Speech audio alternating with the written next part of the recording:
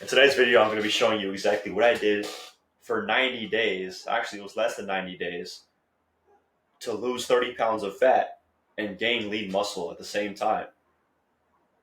But the first thing you have to do is stop eating like a fucking toddler. Why are you still eating like a kid? Your body doesn't get fueled with donuts and pizza and all that. Come on, you know better than that. All right, so this was me. Actually, the person on the left and the middle, it's me, but it was me before I started my fitness journey. So I was around 130 pounds in the left picture. I was around 140 in the middle picture. That's FaZe Rug. Shout out to him, by the way. And on the right is when I finally decided to start my fitness journey. And I was around 145 pounds. I was at 6'1", but I was super underweight for being at 6'1". I was on the court. I was on the basketball court. I love playing basketball. And I kept getting tossed around. And I'm like, it's time to make a change. I'm this tall and I'm this skinny and I can't move any weight. Like, what's wrong with me? Sometimes you got to look in the mirror and actually just decide to take a next step that will better your life. That makes sense. And what I ate was like literally cereal, sandwiches, chicken fingers, and anything that came to my mind, right? Around this time I was gaming. I was playing video games. And so when I would get hungry, I would ignore it because I wanted to focus on my video game so damn bad. That's part of the reason why I was skinny in the first place. And that's why I was small. All right, fast forward. This is me in the exact same shirt. What was this? September 2023. I call this the bulking phase. This is when I was training. This is my first year training. And I gained like 30 pounds or something. But it wasn't all muscle, obviously. You can tell because I started to get fatter and fatter and fatter. You can start seeing, this is 206 pounds right here. You can start seeing the fat build up around here, and then the muscle definition is just losing. I'm losing muscle definition right here. I start to gain like man titties, and then there's more fat that's building up right here. I was 209 pounds, close to 210 pounds. Then I was 6'2" here. I grew a little bit. I was eating like donuts. I was eating like sour strips every fucking day. You can even go back in the old videos. You can go back and literally see what I was eating. I was eating like shit. That's why I looked like shit. So I want you after this video or during this video, I want you to go back to my older videos and look at what I was eating. Look at the personality. Look who I was as a person. It's towards the end of the videos. I'd go to Krispy Kreme every single day and I'd eat donuts. And I'm like, yeah, bro, whatever it takes. I followed that like gym bro bulking phase thing that everyone was going through or whatever. So whatever it takes, right? But yeah, until you get fucking fat. And then when you get fat, you're like, damn, I want to decide to cut down. So I decided to start cutting down around April 15th. Now, mind you, this is my birthday month. So what I did was I completely cut off all carbs. And this is just 1 month into the diet. This is May 6th. You start to see some muscle definition. You can see my bicep more, my chest more, my abs more. Right here on the right picture. My friend, he went on the diet as well. So we held each other accountable for this. But look at us. That was just 1 month into the diet. It's crazy how much your life can change in just less than a month if you stick to something. And this was eliminating all carbs. I'm not saying you should eliminate all carbs, but this is what I did.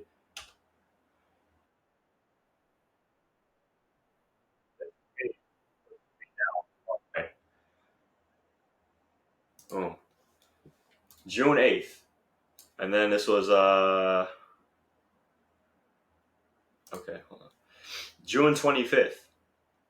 Then I decided to start bulking again. I decided to start incorporating more carbs into my diet. But when I was on the carnivore diet, ooh, it was like the best thing ever. I didn't struggle to wake up. It was so easy. My mental clarity was through the roof. I did lose some strength, but I was still gaining lean muscle. It may not have been like mass overall, but it was still muscle that was building. So right here, if you were to go on the carnivore diet, these were the tips I'd give you. I want you to prioritize nutrient-dense animal foods. So you could do liver, steak, eggs, fatty fish to provide essential vitamins. You're not getting your vitamins from chips and shit like that, no. At some point, you have to man up and realize that what you put in your body is essentially the person that you're going to be. So right here, I would incorporate different types of fats. See, when cutting carbs, your body shifts to using fat for fuel, which provides stable energy and better mental clarity and reduced brain fog. So when I would do my morning work, I wouldn't have any brain fog. This is why before I do my morning work, if I eat before my morning work, then I don't put any carbs because of the brain fog. Or I don't eat any carbs.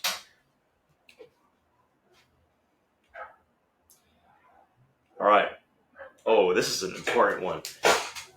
Stay hydrated because cutting carbs leads to rapid water loss, which can cause fatigue, headaches, and muscle cramps.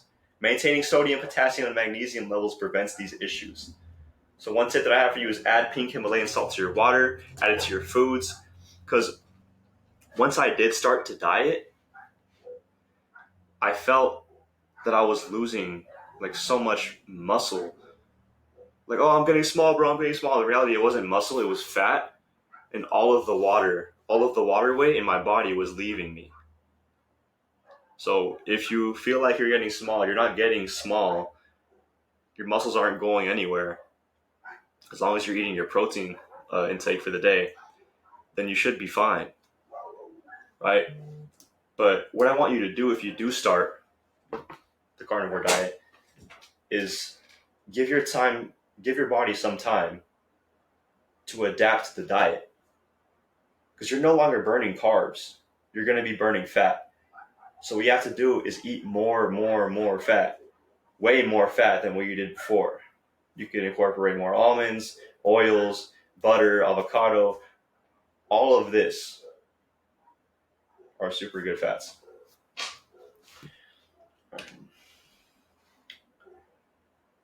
Okay, this was actually a major problem for some people. I know for a fact that we're doing carnivore, that they struggle with digestion when they switch to just meat. I had a friend that was doing just meat, and he had horrible gut problems. So what I recommended him was to eat bone broth, fermented dairy if you can, and slow cooked meats to support the digestion. Because some people have this like rare reaction where they can't really process all the meat, even though it's proven that just eating meat alone is so much better and beneficial for your health than anything else. All right, this is what I did to fully cut off carbs and stay on track, because trust me, I know it's hard. You can't just one day eat all this shit and then the next day you completely cut off the carbs you were eating the day before. But you can. I want you to remove all grains, sugars, and processed foods out of your kitchen. Because if you keep them in your kitchen, you're hungry, you're going to look at it and be like, damn. Unless you're the 1% that have the self-control not to do that, then throw it away. If you know you can't handle it, throw it away. Because you're going to end up indulging. All right, meal prep as well. You can meal prep so you can have easy to cook meats to avoid cravings. And one tip that I have for you, if you are going on carnivore, if you feel like you're hungry, if you just switch and you feel like you're hungry and you eat the meat and you can't eat the meat, it's because you're full. But your body is demanding more carbohydrates. So you're good. If you can't eat any more meat, then you're good. Just let your body fight it out by itself. That's one thing that I learned. Oh, and then replace sweet cravings. Use fatter cuts of meat. So like the steaks I would buy, I would make sure they were more fatty too, because obviously you need the fat as fuel. So steaks and then ground beef, I would recommend like 20 to 30% fat, because you're using all that fat as in your body as fuel. All right. And then track progress and stay consistent. Focus on how you feel rather than obsessing over the macros. Because trust me, bro, as long as you're getting the protein in, you're still gonna grow the muscle. Okay? You don't necessarily need to be in a caloric surplus, although it does help. But as long as you're meeting your protein intake for the day, you should be fine. You will grow muscle, just not as exponentially as you would if you were in a caloric surplus, right? That's the one thing I always thought. I'm like, oh my god, I'm getting small. I'm getting small. No, you're just slowly growing, like slower than you were before, but you're still growing. Okay, you're still going to see growth so long as you're eating your protein intake for the day. Ooh. All right, what this taught me and what I'm doing now. So obviously, I'm no longer on the carnivore diet. If you're on my Instagram, I show I'm eating oatmeal. I started to incorporate rice. I started to just incorporate whole foods. And what the carnivore diet taught me was that whole foods are actually really good. And I wouldn't take advantage of this when I was like before, when I was fat and stuff. I would just go straight to the good stuff. I would go straight to the sugary shit. But when I completely cut off all the carbs in my diet, it made me realize how much I wanted carbs. Does that make sense? Like, you don't realize you need something until you cut it out. Or you don't realize you want something until you completely cut it out of your diet. And now I'm so thankful. I'm so thankful to even eat beans, to even eat rice, to even eat. I don't care if it's plain. I'm just thankful that I'm eating it, because I wasn't able to eat it when I was on the diet. It was like 3 to 4 months of just pure meat. You know what I mean? So it's super easy for me to not indulge in these sugary cravings, because I'm just thankful that I can even eat the oatmeal and the beans. All right, so if you're doing whole foods and you don't want to do carnivore, you just want to do whole foods, and all you have to do is just cut off the sugary shit, right? High protein muscle builders. We got eggs, okay, chicken, lean beef, steak, Greek yogurt, and cottage cheese, right? Salmon, rich in omega 3s. If you're not getting enough omega 3s, can't talk. I recommend you just take the supplement. Same thing for magnesium. And then beef as well, rich in creatine. Chicken breast, lean and versatile, right?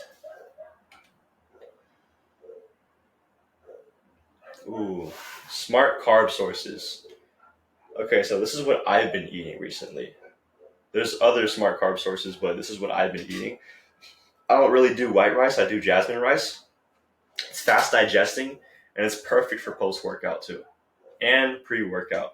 So sometimes I would put it in my ground beef and eggs in the morning. Just like a small portion, not too much. And then sweet potatoes. I actually have a sweet potato cooking up right now that I'm gonna eat in the morning. Slow digesting, and it's packed with fiber and essential vitamins as well. It's a complex carb, so it's so healthy for you. And then oats as well. Oats I've been capitalizing on a lot because it's so easy to make. You literally you put a cup of oats into a bowl, you put hot water, you put some cinnamon, and then you add some berries and bananas, because they provide antioxidants and fast-acting energy as well. And then on top of that, I drizzle some honey, but this is before my workouts, right? The rest of the day, I don't really eat carbs as much. I lean towards higher fatty foods, because the carbs are just the energy for the workout, right? That's why I'm able to stay so lean. All right, healthy fats for hormonal support. We got avocados. This you can apply this to the carnivore diet. So we got avocados, olive oil, nuts, and butter. Butter is super, I love butter. I can't stress this enough because it's an animal-based fat. That's why I used it way more than anything else when I was on the carnivore diet. Avocado is nutrient dense with potassium for muscle function. I eat this after my workouts because of the muscle recovery. Olive oil, anti-inflammatory, supports muscle health. And then nuts right here. Just had a handful of walnuts right now, packed with essential fatty acids, and then they have omega-3 too. And these are just some micronutrients for recovery. I don't really indulge in kale, but magnesium is a supplement that I do take. It helps with, if you ever get that voice in your head before you're trying to go to sleep, it helps with that. It helps with muscle recovery, along with zinc. And then mushrooms right here supports immune health and energy production. Bell peppers and broccoli, high in vitamin C. Vitamin C is super important. Super. All right, that's it. That's literally it. Final thoughts. Consistency over perfection. Your transformation comes from sticking to the plan daily, not chasing quick fixes, not chasing instant gratification. Small and consistent habits lead to massive results. I cooked up with this. I have a freaking pen that's on fire right now. I want you to train hard and recover harder. Prioritize progressive overload, meaning go higher and higher each workout in your weight. I want you to get quality sleep as well. Because if you don't get a full 8 hours or you get really bad sleep, then your metabolism ends up slowing down. And when your metabolism slows down, you end up craving more food or more junk food. So this is why I can't stress enough that sleep is crucial to your muscle recovery and to build more muscle, along with proper nutrition. And this is another point that I can't stress enough. Fuel your body the right way. I'm thankful that I get to eat the way I eat because of the carnivore diet. Whole, nutrient-dense foods. They power your workout, all right? They support your recovery, and they keep you lean. Please do not be me. Do not rely on junk food to make you big. You're going to get fucking fat on junk food. You're not going to get big, you're going to get fat. All right, last thing. The results, they're earned, they're not given.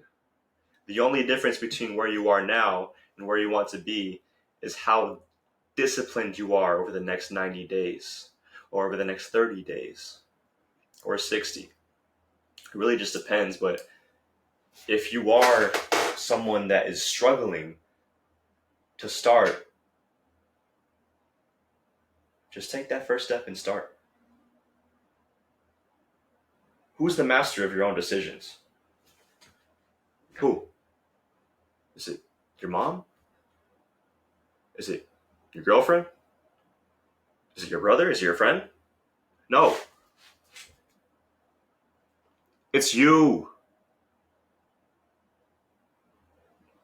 Take that first step. For those of you actually struggling and actually really, really, really want to put in that work, that extra mile, I offer one-on-one coaching.